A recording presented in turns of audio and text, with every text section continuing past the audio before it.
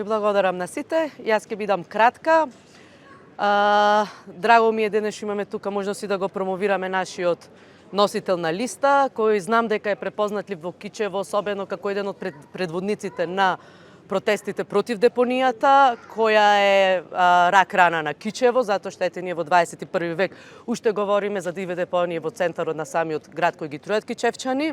Освен локалниот контекст, јас ќе се осврнам малце и на централниот контекст во кој ќе се одржат овие избори, а тоа е дека ние на овие избори како опозиција настапуваме во војни услови на тоталитарно владење, не на авторитарна власт која не бира методи и начини да го угуши секој глас. Ние го гледаме тоа секојдневно и преку цензурата со која левица ќе настапи на овие избори, и преку следење и на пратеници на опозицијата, како и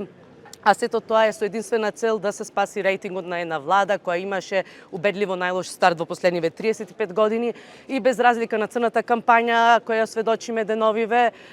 ние ќе водиме една позитивна кампања,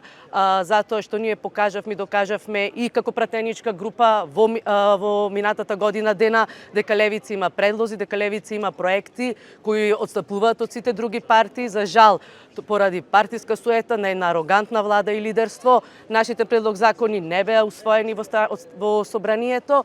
но сепак сметаме дека тоа ќе биде препознаено од граѓаните. Сметаме дека левица и на овие избори ќе го продолжи својот раст.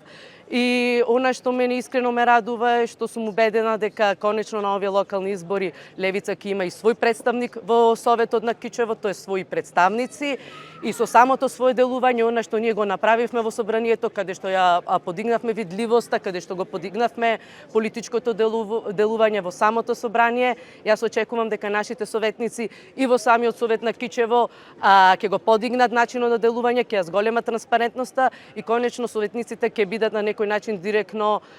гласот на народот. Ви благодарам.